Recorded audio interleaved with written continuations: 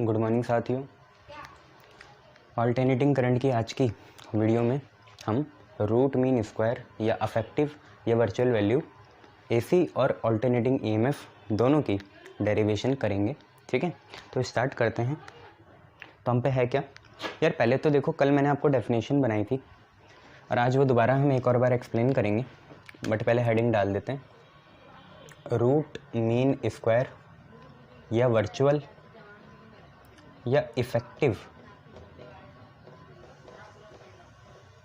Value of alternating current. Alternating current या तो root mean square या वर्चुअल या effective value of alternating current, इसके बारे में हमें बात करनी है। ठीक है, तो आपको कल ही बताया था मैंने, मीन और एवरेज एक चीज़ होती है, वो हमेशा हाफ साइकिल में निकालेंगे क्योंकि कंप्लीटली कितना आता है, 0 आता है, बट ये पूरी फुल साइकिल में निकालते हैं रूट मीन स्क्वायर, वर्चुअल या इफेक्टिव वैल्यू। बच्चों ये वैसी है जैसे हमने गैस के मॉलिक्यूल की पढ़ी थी रूट मीन स्क्वायर। वहाँ पे गैस के मॉलिक्यूल जितनी हीट प्रोड्यूस करते हैं पर सेकंड में, उससे हमारी रूट मीन स्क्वायर वेलोसिटी निकलती है। अगर आपको याद होगा कितनी थी, √8/π/RT/m थी। ठीक है, तो वैसे ही हमारी ये है आरएमएस या इफेक्टिव या virtual value of alternating current. मैंने आपको क्या बोला, एक गिवन सर्किट ले लेना जिसका रेजिस्टेंस R हो और उसमें T टाइम के लिए हमें 2 करंट क्या करानी है, फ्लो करानी है, और फिर मेज़र करना है दोनों ने हीट कितनी प्रोड्यूस करी। एक बार हम उसी सर्किट जिसका रेजिस्टेंस R है उसमें T टाइम के लिए एक स्टैटिक करंट या DC को फ्लो करवाएंगे, और वो हीट अगर H प्रोड्यूस करता है तो हमें AC की, क्योंकि AC फ्लक्चुएट होता है, तो AC की एक फिक्स वैल्यू लेनी है जो इसी DC के जितनी हीट प्रोड्यूस करे इसी गिवन रजिस्टर में, और उतने ही पूरे टाइम, पूरी कंप्लीट साइकिल T में। तो ये होती है यहाँ पे हीट की बात होगी, और मीन या एवरेज में हम चार्ज सेंट की बात करते हैं। ठीक है, तो यहाँ पे ये चीज़ें हैं। तो अगर हम अब डील करें इससे, तो द आरएमएस या वर्चुअल या effective value of AC over a complete cycle is defined as that value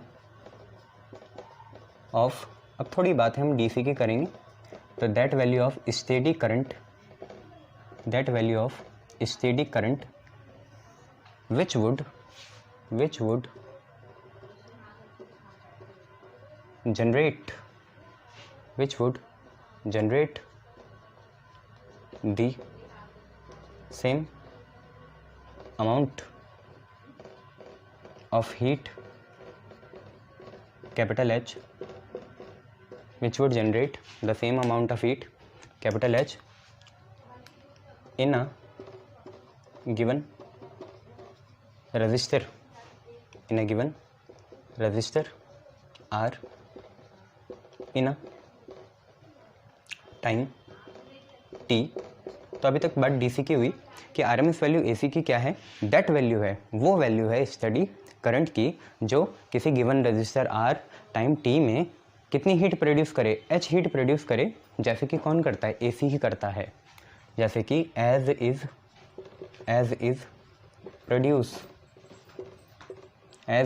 produced by AC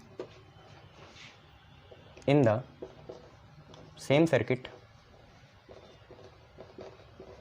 of resistance R in the same time T, time उसका भी फुल साइकिल का है 0 से T। क्लियर है। अब बच्चों यहाँ पे ना कुछ फॉर्मूले लगेंगे तो आपको वो याद रखना है। यहाँ देखो एक फार्मूला होता है cos2 थीटा का, बाय वालों को याद रखना है। कॉस के टर्म में ये होता है 2 cos स्क्वायर थीटा -1, या 2 cos स्क्वायर थीटा की वैल्यू कितनी हुई, cos 2 थीटा +1, या cos स्क्वायर थीटा की वैल्यू कितनी हुई, cos 2 थीटा 1 + 1/2, cos 2 थीटा + 1/2। ये हमें याद रखना है। याद रखेंगे तो ज़िंदगी आगे की आसान है। अब देखो डेरिवेशन स्टार्ट होती है। सबसे पहले हमें बात करनी है let the AC be represented by, let the A C B represented by ACB represented by I is equal to I naught sine omega T. हम किसी AC को इतना रिप्रेजेंट करते हैं I is equal to I naught sine omega T. ठीक है, this AC, इसे first मान लीजिए, this ACB flown, this ACB flown through a circuit, ये जो AC है इसे हम फ्लो करते हैं किसी सर्किट से through a circuit of resistance, जिसका रेजिस्टेंस कितना है R है, through a circuit of resistance R। ठीक है, इस AC को हम किसी सर्किट से फ्लो करते हैं जिसका रेजिस्टेंस कितना है R है, for a complete cycle, for a complete cycle 0 से T, ऐसे हम फ्लो कराना चाहेंगे। बट पहले तो इसको छोटे से टाइम के लिए देखेंगे, अगर छोटे से टाइम में इसने अच्छी हीट प्रोड्यूस करी तो पूरे टाइम में भी करेगी, उसके लिए हम इंटीग्रेशन लगा देंगे। ठीक है, ये बातें हैं। तो let this ACB phloem through a circuit of resistance R for a small time dt, small time dt, एक छोटे से टाइम dt के लिए फ्लो कराया, और छोटा सा टाइम है तो ये हीटिंग इफेक्ट जो करेगा उससे जो हीट पैदा होगी वो भी क्या होगी, छोटी सी हीट होगी जो होगी DH। अब लगाएंगे जूल्स हीटिंग लॉ, आपको पता है क्या होता है, H is equal to I square R T. अब देखो छोटा सा टाइम है dt, तो छोटी सी हीट प्रोड्यूस हुई कितनी, DH, तो DH is equal to I square R dt हो गया। फर्स्ट से आप आई स्क्वायर की वैल्यू डाल सकते हैं, तो देखिए आई की वैल्यू कितनी है, I naught sine omega T है, इसका स्क्वायर करेंगे, यहाँ R होगा, यहाँ dt होगा। ठीक है, ये आया हमारा फ्रॉम फर्स्ट, पहले सेम पे ये आया। आगे बढ़ेंगे तो DH की वैल्यू देखिए कितनी आई, DH की वैल्यू आई, इसको स्क्वायर करेंगे तो I naught square sine square omega t R dt। अब देखिए हम एक चीज़ यूज़ करना चाहेंगे यहाँ पे, क्या, हमें पता है कॉस का फार्मूला क्या होता है, cos 2 omega T, cos 2 theta, ये पूरी चीज़ ओमेगा टी जो है थीटा है, तो कॉस 2 थीटा साइन के टर्म में होता है 1 minus 2 sine square theta, theta कितना है, ओमेगा टी है। ठीक है, तो cos 2 theta 1 minus 2 sine square theta, cos 2 theta 1 minus 2 sine square theta. तो यार आप देखो 2 साइन स्क्वायर ओमेगा टी की वैल्यू कितनी आएगी, 1 माइनस कॉस 2 ओमेगा टी आएगी। क्लियर है इतना, 2 साइन स्क्वायर ओमेगा टी इधर गया, 1 अपनी जगह है, कॉस इधर आया तो माइनस का हो गया। अभी 2 यहाँ पता नहीं क्या कर रहा है, 2 को कहाँ लगाएंगे, होल में, डिवाइड में लगाएंगे, तो 2 चले गया डिवाइड में, होल में। ठीक है, ये है, तो हम पे आया 1 minus cos 2 omega T by 2, ये हम पुट कर देंगे यहाँ पे। ठीक है, तो थोड़ा हमारे लिए आसान हो जाएगा। 1 minus cos 2 omega T by 2 put करेंगे तो देखिए क्या बना, DH इज इक्वल टू, ये दिख गया ना 1 minus cos 2 omega T by 2 है, तो DH इज इक्वल टू, देखो आई नॉट स्क्वायर ऐसी है, R भी ऐसी है, DT भी सही है, बट हम साइन स्क्वायर ओमेगा टी को ऐसा तोड़ेंगे क्योंकि साइन स्क्वायर ओमेगा टी का इंटीग्रेशन डायरेक्टली पॉसिबल नहीं है, इसलिए हमें ये करना पड़ता है। मैथ वाले समझ गए हैं, बायो वालों के लिए बता रहा हूँ, साइन स्क्वायर ओमेगा टी का इंटीग्रेशन पॉसिबल नहीं है। सर इंटीग्रेशन करना ही क्यों है, क्योंकि छोटी सी हीट है, अब हम पूरी हीट देखना चाहते हैं पूरी कंप्लीट साइकिल में, तो integration is the best possible alternative, सबसे पॉसिबल बेस्ट ऑल्टरनेटिव जो है वो क्या है, इंटीग्रेशन करना, इसलिए हम करना चाहते हैं। तो साइन स्क्वायर ओमेगा टी का हुआ 1 माइनस कॉस 2 ओमेगा टी, और अपॉन में कितना आ गया, 2 आ गया, तो 1 minus cos 2 omega T by कितना हो गया, 2 हो गया।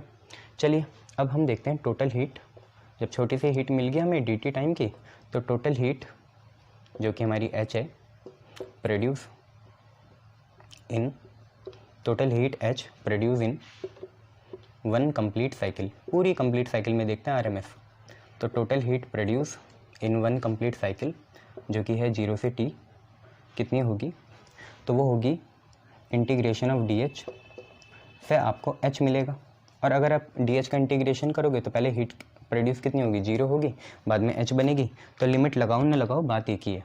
ठीक है, चाहे लिमिट लगाओ चाहे ना लगाओ बात एक ही है। तो इंटीग्रेशन आपका DH का करना है, इधर का करेंगे तो इस साइड भी होगा, इधर इंटीग्रेशन करो तो इस साइड भी होगा, तो आप पे लगेगा integration I naught square R 1 minus cos 2 omega T D T, और अपॉन में कितना है बच्चे 2 है, तो चाहे पूरे में लगा लो, 2 तो इंडिविजुअल है ना, पूरे में आ सकता है डिवाइड में, है ना, ये है। अब जो जो चीज़ें कांस्टेंट है उन्हें बाहर निकाल लो, उससे फ़ायदा क्या होगा, सिर्फ अंदर वही चीज़ें रह जाएंगी जिनका इंटीग्रेशन एक्चुअली में होना है, जिनका इंटीग्रेशन असली में एक्चुअली में होना है उनको अंदर रखेंगे, बाकी सारी चीज़ें बाहर। तो हीट निकालना चाह रहे हैं हम पूरे टाइम में, तो एच इज़ इक्वल टू, देखो आई नॉट स्क्वायर आर बाई 2 बाहर आया, आप पे बचा इंटीग्रेशन कितना 1 माइनस कॉस 2 ओमेगा टी, और यहाँ पे कितना बचा डी टी, ये आप पे है, ठीक है। अब एक सिंपल सी बात है बच्चों, क्या सिंपल सी बात है कि जैसे हमने पिछली बार देख लिया था कि जब भी साइन ओमेगा टी या साइन 2 ओमेगा टी का इंटीग्रेशन होता है कहाँ से लेकर कहाँ तक, अब आपको टाइम की लिमिट पता है, टाइम की लिमिट यहाँ 0 से t/2 नहीं होगी, 0 से t होगी, क्योंकि हम फुल कंप्लीट साइकिल में निकालना चाह रहे हैं। तो टाइम की जो लिमिट होगी, अपर लिमिट लोअर लिमिट, वो क्या होगी 0 से स्टार्ट होगा और फुल टाइम t पे ख़त्म होगा। चलिए, तो ऐसे इसका इंटीग्रेशन भी आगे के लिए याद रखोगे तो बढ़िया होगा। तो देखिए इसको मैंने 2 पार्ट में तोड़ा, कैसे, आई नॉट स्क्वायर आर बाई 2 सही है, बनाया ब्रैकेट, 2 इंटीग्रेशन बनाए 0 से t पहला वाला, फिर बीच में माइनस है तो दोबारा माइनस लिखा और 0 से t लिखा, दोनों में आएगा आपका dt, इधर भी आएगा आप पे dt, यहाँ पे ब्रैकेट हो जाएगा क्लोज, माइनस दिखता है तो आप 2 इंटीग्रेशन बना लो, दोनों की लिमिट सेम होगी, दोनों t के रिस्पेक्ट में ही इंटीग्रेट होंगे, ठीक है। अब देखिए पहला वाला क्या है, 1 इंटू डी टी, कितना बना 1 dt, लिख लिया, 1 into d T minus minus ये रहा cos 2 omega T D t, तो यहाँ पे लिखेंगे cos 2 omega T D T, ठीक है। तो मैंने सक्सेसफुली इसे 2 इंटीग्रेशन में तोड़ दिया, दिख रहा है आपको क्या क्या है वो 2 इंटीग्रेशन, एक तो है 1 into d T minus cos 2 omega t into d T वाली चीज़ आपकी cos 2 omega T D T लिखी हुई है, नए नए मार्कर भी काम नहीं कर रहे, चलो कोई नहीं, आजकल ह्यूमिडिटी है करते नहीं है। तो एच इज़ इक्वल टू, ठीक है, I naught square R by 2 हुआ, ब्रैकेट बनाया, या डी टी का इंटीग्रेशन होता है टी, देखो ये इंटीग्रेशन और डी ना एक दूसरे के एंटी होते हैं, है ना, दुश्मन होते हैं, एक प्रोटैगोनिस्ट होता है, दूसरा एंटागोनिस्ट होता है, हीरो दुश्मन, तो कट जाते हैं, बचेगा टी, तो डी टी का इंटीग्रेशन टी होता है, या डी टी का बड़ा भाई ही होता है, इंटीग्रेशन करके बड़ा भाई ही बनता है, तो डी टी का इंटीग्रेशन होता है टी, तो हम पे आया टी,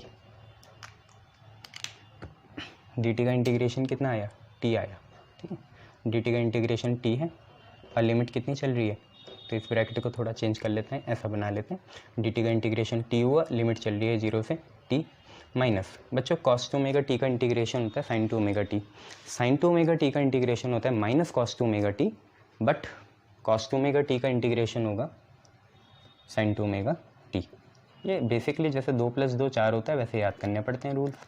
तो कॉस 2 ओमेगा टी का इंटीग्रेशन क्या होता है साइन 2 ओमेगा टी, हालांकि मैं ये बता सकता हूँ, फिर बाई वालों को और दिक्कत हो जाएगी, साइन का डिफ्रेंसिएशन कॉस होता है, तो कॉस का इंटीग्रेशन साइन हुआ, दोनों उल्टे होते हैं, साइन का डिफ्रेंसिएशन हुआ कॉस, तो कॉस का इंटीग्रेशन हुआ साइन।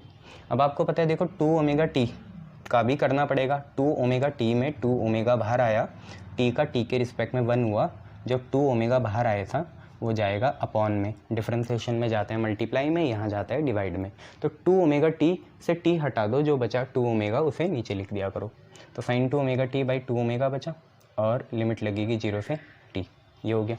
अब आपको पता है upper limit minus lower limit करेंगे, आप इन्हें अलग करना चाहते हो कर लो, तो I naught square R by 2 इस वाले के साथ भी गया, टी कहाँ से लेकर कहाँ तक 0 से टी, वो चीज़ तो 0 हो जाएगी, अभी आप प्रूफ देखोगे, माइनस आप खुद देखो कितना है, I naught square R by 2 है, मैंने देखो मल्टीप्लाई करा इससे भी और उससे भी, है ना, दोनों को करेंगे minus, I naught square R by 2 दोनों के साथ गया, देखो 1/2 ओमेगा भी बाहर आएगा, 1/2 ओमेगा भी काम का नहीं है, अंदर सिर्फ टी की तो वैल्यू डालनी है, तो साइन 2 ओमेगा टी जो है जिसमें वैल्यू कितनी है 0 से लेकर टी तक है, यहाँ पे वैल्यू डलेगी, ठीक है। तो देख लो I naught square R by 2 ये साथ में, और I naught square R by 2 2 omega साथ में साइन 2 ओमेगा टी में लिमिट डालेंगे।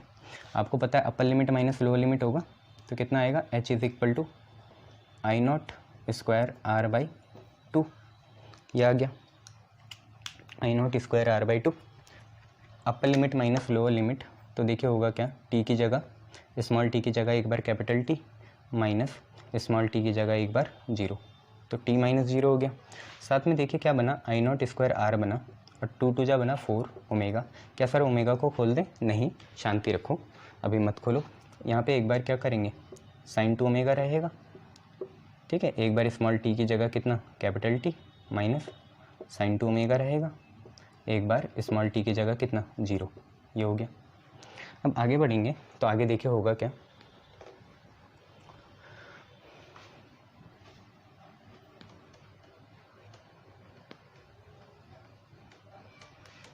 आगे देखिए ऐसे कुछ होगा कि एच जो है, एच वो बना आपका I naught square R by two, और देखिए टी माइनस जीरो कितना आएगा, टी आएगा, तो I naught square R t by two आ गया, माइनस नीचे चल रहा है I naught square R by 4 omega, R by 4 omega, omega है ये, डब्लू नहीं है बच्चे। ओमेगा की वैल्यू अब डाल दो अंदर, तो साइन है 2 है, ओमेगा है, ओमेगा को लिख देंगे 2 पाई बाई कैपिटल टी, और साथ में एक टी और चल रहा है, ये हो गया माइनस ये 2 ओमेगा इंटू जीरो, तो जीरो बना, साइन जीरो। अब आप देखिए मैंने बोला था ये चीज़ कट जाएगी, 2 इंटू 2 पाई 4 पाई होता है, साइन 4 पाई पीरियोडिक फंक्शन है, जीरो ही आता है, और साइन जीरो भी कितना होता है, जीरो ही होता है। तो अंदर से देखिए जीरो माइनस जीरो, जीरो ही आ गया है ना, साइन 4 पाई भी जीरो हो गया, साइन जीरो भी जीरो हो गया, zero minus zero is zero, तो एच की वैल्यू कितनी आई, I naught square R t by two minus I naught square R by 4 omega into zero, zero minus zero zero आ जाएगा। तभी मैं बोल रहा था आप ये इंटीग्रेशन याद रखना, ठीक है। कॉस 2 ओमेगा टी का इंटीग्रेशन कितना आएगा, जीरो आएगा जब भी लिमिट जीरो से टी होगी। साइन 2 ओमेगा टी का आपको पता है माइनस 2 आता है। तो सॉल्व करेंगे अगर अब हम इन्हें, तो हमें हीट की वैल्यू मिल गई। हीट की वैल्यू हमारी कितनी आई, I naught square R t by 2 आई, हीट की वैल्यू हमारी इतनी है, I naught square R t by 2। इसे हम संभाल के रखेंगे, ये हमारी फर्स्ट इक्वेशन हो जाएगी, ये हमारी फर्स्ट इक्वेशन हो जाएगी। अब एक अपने मन से बनानी है कि जो हमारा एसी है वो भी इतनी हीट प्रोड्यूस करेगा एच, उसको किस रेजिस्टेंस में यूज़ करना है आर, उसको टाइम कितना लगेगा टी, बट वो जो एसी की वैल्यू होगी वो कौन सी होगी, वर्चुअल या आरएमएस या इफेक्टिव, कुछ भी लिखो आप। तो मैं तो आरएमएस लिख रहा हूँ, आई आरएमएस, और यहाँ लगाना पड़ेगा अपने मन से स्क्वायर, क्योंकि हमें जूल हीटिंग लॉ बनाना था। तो एच की वैल्यू क्या होती है, आई स्क्वायर आर टी, चाहे वो आई कैसा भी हो, बट जूल हीटिंग लॉ से एच कितना आता है, आई स्क्वायर आर इंटू टी आता है।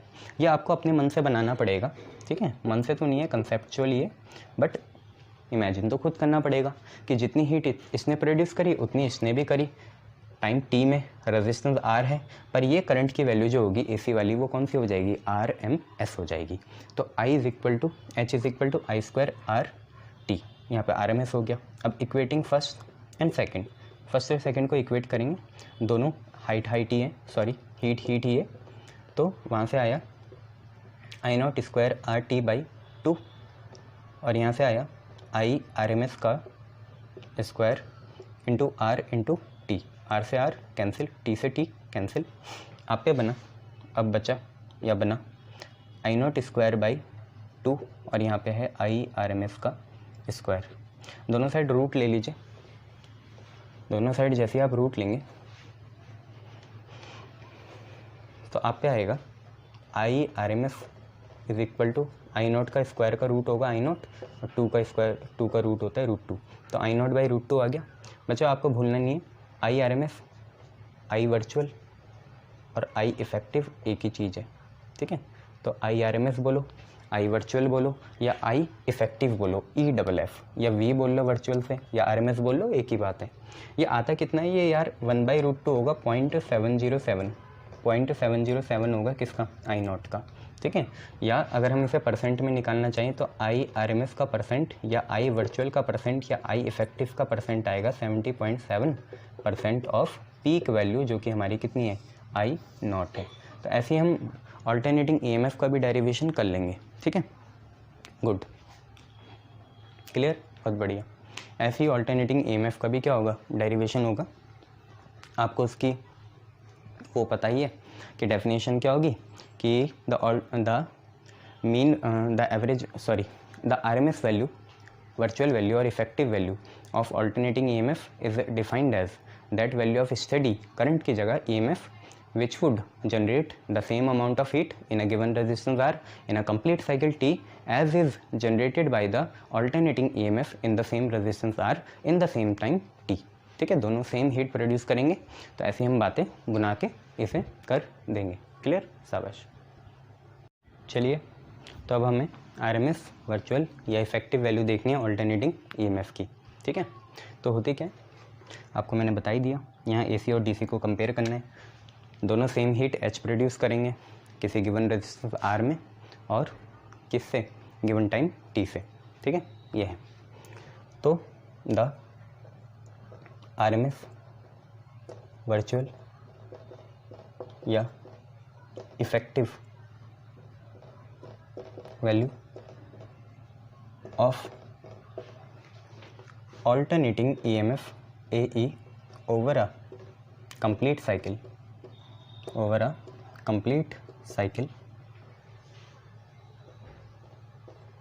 T या 0 से T लिख लो। The RMS virtual या effective value of alternating EMF over a complete cycle 0 से T is defined as that value of steady EMF, fixed EMF है ना, steady EMF which would generate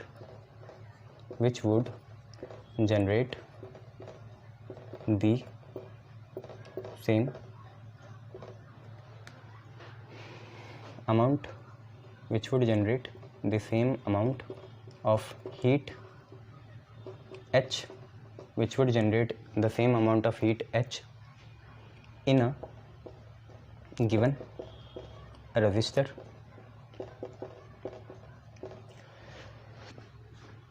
in a given resistance R in a given time T as is जैसे कि कौन करता है, steady EMF की बराबरी कौन कर रहा है, यहाँ ऑल्टरनेटिंग EMF कर रहा है। तो H is generated by alternating EMF, जिसको इसी रजिस्टर में लगाया और इतने ही टाइम के लिए वो भी इतनी हीट प्रोड्यूस कर रहा है। तो H is generated by alternating EMF in the same register R in same time T, in same time कितना T। बस ये हमारी डेफिनेशन थी। अब जरा हम इसके डेरिवेशन करेंगे। ठीक है,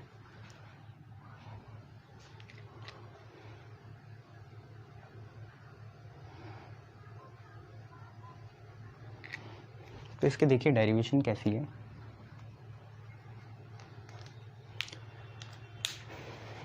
अब हमें ऑल्टरनेटिंग EMF की बात करनी पड़ेगी और उसके ही चारों तरफ हम कहानी बुनेंगे।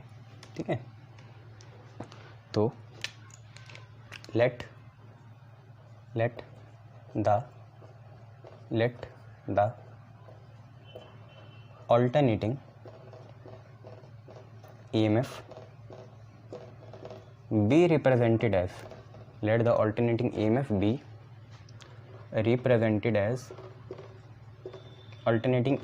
represented as E is equal to E naught sine omega T. बहुत से V लिख लेते हैं, कोई फ़र्क नहीं है। ठीक है, let the alternating EMF be represented as E is equal to E naught sine omega T, और इसे मान लिया फर्स्ट इक्वेशन। ठीक है, अब दिस EMF बी अप्लाइड, वहाँ फ्लोन था, यहाँ अप्लाइड होगा, क्योंकि EMF हमेशा दो पॉइंट के बीच में ही लगता है। अगर वो क्लोज सर्किट हो जाए तो करंट बन जाता है।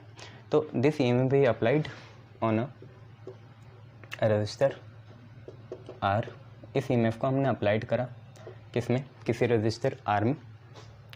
ठीक है, दिस EMF भी applied on a resistor R for a small time dt, और छोटा सा टाइम dt के लिए इसे अप्लाई करा तो छोटी सी हीट प्रोड्यूस करेगा, ज़्यादा बड़ी तो कर नहीं सकता।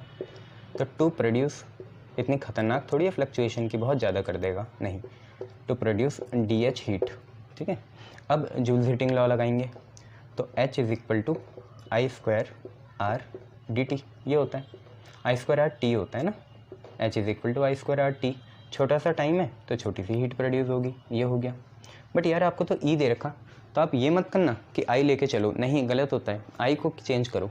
यार आपको पता है I होता है E/R, पता है ना बच्चे, ये I होगा E/R, तो I² हो जाएगा E² कितना R², तो वही पुट करेंगे, तो देखो क्या बना, DH is equal to I² बना E²/R², I is equal to V/R होता है तो E/R भी चलता है, तो I² हो गया E²/R²। बच्चों आगे देखो क्या है, R dt है, और फिर R से एक पावर कैंसिल कर दी, ठीक है साथियों। अब आगे बढ़ेंगे, देखो तो DH की वैल्यू आई कितनी, E²/R dt, और फिर E² की वैल्यू हम यहाँ से फर्स्ट से पुट करेंगे, तो देखिए क्या आएगी, E² बनेगा E0 का square sine square omega T, तो E0 का square sine square omega T, ये तो E² की वैल्यू हुई, E0 square sine square omega t, R पहले से चल रहा है और dt भी पहले से चल रहा है, क्लियर है। अब इंटीग्रेशन पॉसिबल नहीं होता साइन स्क्वायर ओमेगा टी का, तो आपको पता है इसे किस में तोड़ेंगे, तो पहले E0/² को अलग लिख दो, dt को अलग लिख दो, और साइन स्क्वायर ओमेगा टी का आपको पता है कितना आता है, 1 minus cos 2 omega T by कितना 2, ये आता है, साइन स्क्वायर ओमेगा टी का यही आता है 1 minus cos 2 omega T by 2। बस अब क्या करेंगे, total heat produce in a complete cycle देखेंगे। नाउ टोटल हीट प्रोड्यूस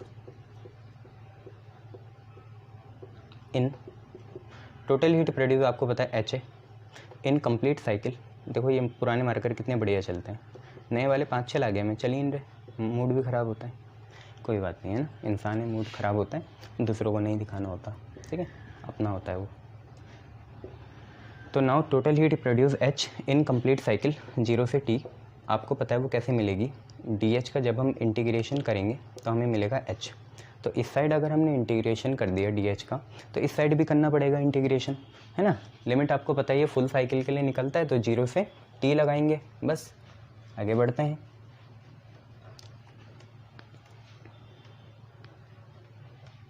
तो H हमें मिलेगा DH का इंटीग्रेशन करके, तो यहाँ पे इंटीग्रेशन करना पड़ेगा, तो E0 square 1 minus cos 2 omega T, साथ में है dt, और अगर आप ना DH में लिमिट भी लगाओ तो 0 से क्या लगेगी, H लगेगी, पहले 0 हीट होगी, अब H बन जाएगी, तो सीधा H माइनस 0 H ही आएगा, तो मैंने सीधा लिख दिया बच्चों, है ना, इतना भी प्यार नहीं करना फिजिक्स से, और यहाँ 2R लिख दिया।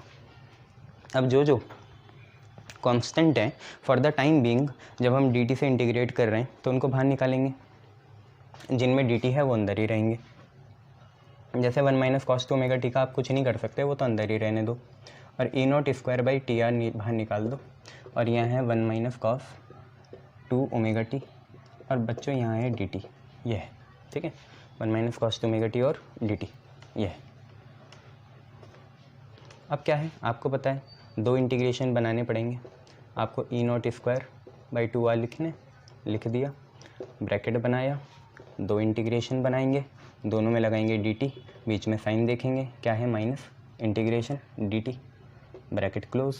अब पहले वाले में आया 1 इंटू डी टी, तो 1 इंटू डी टी, और दूसरे वाले में माइनस बाहर cos 2 omega t into d t, तो cos 2 omega t into d t हमने लिख दिया। अब आपको पता है दोनों में लिमिट कितनी है, 0 से t है, ये तो फुल साइकिल में देखते हैं 0 से t, दोनों में लिमिट आएगी 0 से t, और यहाँ पे भी आएगी 0 से t। अब इंटीग्रेट करना शुरू करते हैं, तो E0 स्क्वायर बाई 2R तो ठीक है, ब्रैकेट बनाया, dt का बड़ा भाई t आता है, मतलब dt का इंटीग्रेशन t होता है, और लिमिट चल रही है 0 से capital T, minus cos 2 omega T का आपको पता है इंटीग्रेशन, अब तो पता है कितना आता है, sin 2 ओमेगा टी आता है, क्योंकि sin 2 ओमेगा टी का डिफ्रेंसिएशन cos 2 ओमेगा टी होता है, तो cos 2 ओमेगा टी का इंटीग्रेशन sin 2 ओमेगा टी आया, और t को छोड़ के जो है एंगल 2 ओमेगा उसे लिखेंगे नीचे लिख दिया, लिमिट लग रही है 0 से t। अब ब्रैकेट करेंगे अलग अलग, तो ब्रैकेट सब हम अलग अलग कर लेते हैं,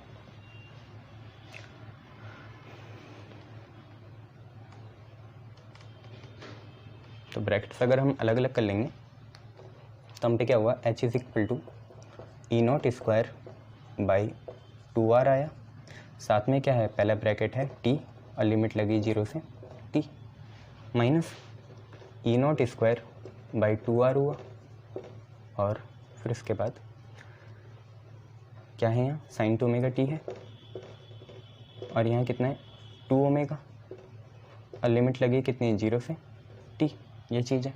क्लियर, बहुत बढ़िया। अब आगे बढ़ेंगे और लिमिट लगाएंगे, तो h is equal to E naught square by 2r, आपको शक तो हो ही गया, पीछे वाली चीज़ 0 आएगी, बहुत बढ़िया। 2 ओमेगा को आप बाहर निकाल लेना, तो ये बनेगा 4r omega, 2r into 2 omega बनेगा 4r ओमेगा। अब ठीक है, गुड। यहाँ पे लिमिट लगाएंगे तो t की जगह कैपिटल T और एक बार 0, minus E naught square by 4r omega, ये लिख लिया। और यहाँ पे देखिए लिमिट लगाएंगे तो साइन 2 ओमेगा तो ऐसी है, स्मॉल t की जगह एक बार capital T, minus sine 2 omega into 0, sine 2 omega into 0 sine 0 होगा, ठीक है। h इज इक्वल टू कितना आया, E naught square by 2r, t minus 0 आपका t हो गया, minus E naught square by 4r omega sine 2 omega को खोलेंगे तो ये आएगा 2 pi by capital T into T, और साइन 0 होता है 0। बच्चे t से t कैंसिल हुआ, साइन 4 पाई भी कितना होता है, 0 डिग्री होता है, या 0 होता है, साइन 4 पाई 0 होता है, तो 0 माइनस 0 कितना आया, 0 आया, और 0 माइनस 0 0 आया, तो आप पे देखिए क्या बचा, h is equal to E naught square t by 2r minus E naught square 4r omega into 0 minus 0 कितना आया, 0 आया, तो ये वाली राइट वाली चीज़ तो 0 हो गई, और आप पे जो हीट प्रोड्यूस की वैल्यू आई वो आप पे आई E naught square T by 2r, ये आ गई। इसे मानेंगे इक्वेशन फर्स्ट या सेकंड, जो भी आपको मानना है, अल्फ़ा मान लो, इक्वेशन अल्फ़ा ही है। अब है क्या, जब ये इक्वेशन अल्फ़ा हो गई तो सिंपल सी बात ये है, एक अपने मन से बनानी पड़ेगी, तो हीट वो भी प्रोड्यूस करेगा h, कितने रेजिस्टेंस में, r में, टाइम कितना लगेगा t, पर जो हमारे करंट होगी उसकी वैल्यू होगी आई आर एम एस का स्क्वायर। अब कोई भी आई हो वो बनता तो ई बाई आर ही है ना, तो आई आर एम एस क्या बनेगा, E R M S by R, तो आई आर एम एस तो E R M S by R हो गया, और आई आर एम एस का स्क्वायर चल रहा है तो E R M S by R का होल स्क्वायर, और साथ में यहाँ लगेगा आर इंटू टी, ठीक है। अब आपको पता है जब ये खुलेगा तो आप पे आएगा ई आर एम एस का स्क्वायर अपॉन में कितना, आर स्क्वायर, साथ में आर और यहाँ पे टी, आर से एक पावर कैंसिल, तो एच की वैल्यू यहाँ से कितनी आई, E square R M S T by R, sorry E R M S का स्क्वायर टी बाई आर, ये आप पे होगी दूसरी इक्वेशन। पहली और दूसरी सिक्के के दो पहलू हैं, ठीक है। बीटा मान लेने से अल्फ़ा और बीटा को क्या कर दो, इक्वेट कर दो, दोनों एच ही तो हैं, तो जब इनकी लेफ्ट साइड बराबर है तो राइट साइड भी बराबर होगी। अल्फ़ा और बीटा को इक्वेट करो, अल्फ़ा से क्या आया, A naught square T by 2r आया, अब बीटा से कितना आया, ई आर एम एस का स्क्वायर, और यहाँ पे आया टी और यहाँ पे आया आर, कुछ कट रहा है बच्चों, आर से आर, टी से टी, जो बच रहा है उसे लिखो और उसका फिर रूट लिख दो, तो आप पे क्या बच रहा है, आप पे बच रहा है ई आर एम एस का स्क्वायर कितने के बराबर, ई नॉट का स्क्वायर बाई कितना 2, ये बच रहा है। आगे बढ़ेंगे, रूट करेंगे तो स्क्वायर से रूट कैंसिल, यहाँ पे भी स्क्वायर से रूट कैंसिल, और 2 का रूट होगा √2, बच्चे अगर आप इसे निकालोगे तो ये 0.707 आएगा ई नॉट के बराबर। क्लियर है, 0.707 E naught. E R M S को और भी कुछ लिख सकते हैं, ई इफेक्टिव लिख सकते हैं या ई वर्चुअल लिख सकते हैं, और अगर हम परसेंटेज में निकालें तो percentage E R M S कितना परसेंट होगा एवरेज का, सॉरी पीक का, तो 70.7% होगा, किसका, ऑफ ई नॉट, तो E R M S is 70.7% of E naught, ये आपको याद रखना है। क्लियर, शाबाश। तो यार ये आपने दो डेरिवेशन देखी, अब इस पे बेस कुछ न्यूमेरिकल देखो, ठीक है, फिर आगे बढ़ते हैं। जैसे एक न्यूमेरिकल इसमें आया, ध्यान से देखना क्या है, आप पे न्यूमेरिकल आया कि the instantaneous the instantaneous current from AC source, AC source, N लगा सकते थे वोवल, नहीं लगाया, टाइम नहीं है। तो the instantaneous current from AC source is I is equal to 6 sin 314t। तो फाइंड, सबसे पहली बात आपको निकालनी है ओमेगा। दूसरी यार आपको चीज़ निकालनी है यहाँ पे न्यू। तीसरी चीज़ यार आपको निकालनी है आई नॉट। चौथी चीज़ यार आप निकालना चाहेंगे IRMS, और IRMS फुल साइकिल में ही निकलेगा। यार पांचवी चीज़ आप निकालना मिल ले आई एवरेज, दोनों में निकालना, 0 से T/2 और 0 से T, दोनों में ही निकालना, ठीक है। ये है। तो कैसे निकालेंगे यार, कोई रॉकेट साइंस तो है नहीं। आपको ये दिख रहा है I is equal to 6 sin 314t। इसे कंपेयर करो ऑन कंपेयरिंग विद कोई ऐसी फॉर्म जो इससे मिलती जुलती हो, जो कि है I is equal to I naught sine omega T, ये है, ठीक है। अब अगर आप कंपेयर करें तो I के बराबर है, आई नॉट के बराबर कौन है, जो साइन के आगे है, कितना 6, तो आई नॉट कितना आ गया 6 एम्पियर आ गया, ये हमारा थर्ड हो गया। यार ओमेगा कितना है, T से आगे ओमेगा कितना है 314, और यूनिट लिखना ज़रूरी होता है फिजिक्स वाले बच्चों के लिए। तो ओमेगा होगा 314 रेडियन पर सेकंड, 2π रेडियन में होता है और नीचे टाइम सेकंड में होता है। तो ये आपका निकल गया यार फर्स्ट। अब देखो जब भी ओमेगा 314 होगा ना, तो फ्रीक्वेंसी आपकी 50 आएगी, 50 हर्ट्ज़, मेरा यकीन मानो। जब भी ओमेगा कितना होगा 314 होगा तो फ्रीक्वेंसी कितनी आएगी 50 हर्ट्ज़ आएगी। एक बार करेंगे, आगे से याद रखेंगे। देखो ओमेगा जो है कुछ और नहीं होता, 2π/T होता है, और 1/T फ्रीक्वेंसी बनती है, तो 2π न्यू लिखेंगे, न्यू आपकी फ्रीक्वेंसी है। 2π न्यू आया 314 के बराबर, 2 × 3.14 इंटू न्यू बराबर आया 314 के, क्लियर है। 3.14 है तो 2 × 314, पॉइंट हटे 2, नीचे आया 100, यहाँ पे है फ्रीक्वेंसी, और ये कितने के बराबर 314 के, 314 इज कैंसिल आउट विथ 314, 250 जा 100 होता है, तो न्यू की वैल्यू 100/2 आई, न्यू की वैल्यू 100/2 मतलब 50 हर्ट्ज़। तो आगे से आप याद रखेंगे कि जब भी ओमेगा 314 रेडियन पर सेकंड होगा तो आपकी फ्रीक्वेंसी कितनी आएगी 50 हर्ट्ज़ आएगी। फ्रीक्वेंसी कितनी आई 50 हर्ट्ज़ आई। आई नॉट हमने कर लिया, IRMS निकाल लेंगे बेटा, इतनी कोई बड़ी बात नहीं है। आपको पता है IRMS होता है, अभी आप पढ़ के आए, IRMS हो, वर्चुअल हो, इफेक्टिव हो, तीनों एक ही बात ही है कि IRMS होता है I0/√2, तो आपका आंसर आ जाएगा 6/√2 ampere. Now you can calculate it in decimal, आप इसे डेसिमल में भी निकाल सकते हैं, मैंने ऐसे छोड़ दिया है। तो 6/√2 एम्पियर आ गया आप पे। इतनी सारी चीज़ें जब आपने निकाल दी तो आई एवरेज, देखो फुल साइकिल में तो 0 आता है, ये हम देख ही रहे हैं। पहले में पॉजिटिव आएगा, जितना भी आए, दूसरे में नेगेटिव आएगा, तो आई एवरेज फुल साइकिल में कितना आता है 0 आता है। सारे कंसेप्ट रिकॉल हो गए यहाँ से। अब ज़रा हम आई एवरेज हाफ साइकिल में निकालते हैं, 0 से T/2 में निकालते हैं। तो हमने पढ़ा था बच्चे, इसका फार्मूला होता है 2/π of I naught. I naught का 2/π टाइम्स होता है, तो 2/π ऑफ आई नॉट बच्चे हमारा है कितना 6, तो ये आ गया हम पे 12/π, और आंसर आएगा एम्पियर में। क्लियर, ऐसे करना है इसे, क्लियर, बहुत बढ़िया। चलिए नेक्स्ट देखिए,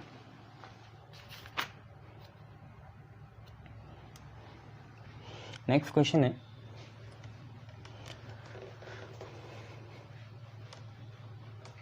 कि what will be the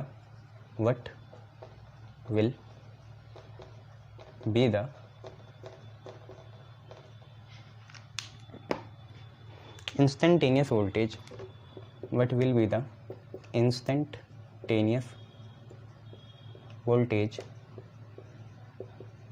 for AC supply of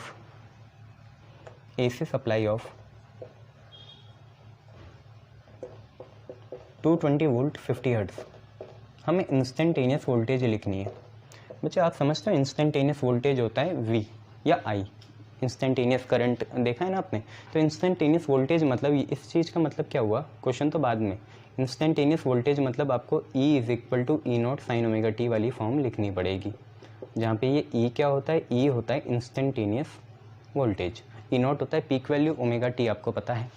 अब क्वेश्चन आओ 220 वोल्ट और 50 हर्ट्ज है बच्चे। जब भी याद रखना जो आपको गिवन एसी सप्लाई होगी ना वो हमेशा वर्चुअल होगी, एवरेज नहीं हो सकती बच्चे, बताए थे ना एवरेज मेजर ही नहीं हो पाती, फुल साइकिल में मेजर नहीं होती। तो ये जो भी दी होगी ये हमेशा आपकी या तो RMS होगी, ERMS लिख सकते हो आप इसे, या VRMS, कुछ भी लिखो, है ना, VRMS भी रहता है बहुत बार। मैं क्या करूँ, अगर होगा तो आपको मानना ही पड़ेगा VRMS और ERMS एक ही चीज़ है। ERMS हो सकता है, E इफेक्टिव बोल सकते हैं, E वर्चुअल बोल सकते हैं, सारी चीज़ें जो गिवन होती है वोल्टेज वो यही होती है, एवरेज नहीं होती। ठीक है, आगे से बात भेजे में डाल लो अपने ये कि ये जो गिवन होगी हमारी सप्लाई ये हमेशा वर्चुअल या इफेक्टिव या RMS होगी। ठीक है, तो मुझे ERMS दे रखा बच्चे कितना, 220 वोल्ट। ERMS मुझे दे दिया 220 वोल्ट। यार ERMS आपको पता है क्या होता है, E0/√2 होता है, बोलो हाँ या ना। यस सर, ERMS होता है E0/√2, तो ये 220 है बच्चे। और इसके बाद अगर हम E0 की वैल्यू निकालना चाहें तो वो होगी 220 × √2, 220 × √2, यही वैल्यू होगी। ठीक है, E0 की वैल्यू कितनी होगी, 220 × √2। और बच्चे अगर हम 220 × 1.4 करेंगे तो आप मेरा यकीन मानिए यहाँ पे 311 वोल्ट आएगा। ठीक है, कितना आएगा, 311 वोल्ट आएगा। और बच्चे जब हमने इतनी सारी चीज़ें निकाल ली हैं तो आपको पता है फ्रीक्वेंसी आपको कितनी देर की, 50 हर्ट्ज़। अभी हमने एक चीज़ इस्टेब्लिश करी कि जब भी फ्रीक्वेंसी 50 हर्ट्ज़ होगी तो जो आपका ओमेगा है, ओमेगा आएगा 314 रेडियन पर सेकंड, या इसका उल्टा पड़ा था, ओमेगा अगर 314 होगा तो फ्रीक्वेंसी 50 हर्ट्ज़ हो जाएगी। ये दोनों चीज़ें हमने पढ़ी थी, तो अब ज़रा बना देते हैं। तो E = E0 आपका आया बच्चे 311 साइन ओमेगा, ओमेगा कितने 314 और T लिख देंगे। तो ये पहली चीज़ वोल्टेज में है, ये आपका रेडियन पर सेकंड में, तो ये आपका आंसर आ जाएगा कि इंस्टेंटेनियस वोल्टेज को आप ऐसे रिप्रेजेंट करेंगे 311 साइन 314 T, जिसमें 311 आपकी पीक वैल्यू ऑफ EMF होगी, ओमेगा आपका एंगुलर फ्रीक्वेंसी होगी। क्लियर, ये चीज़ें, शाबाश।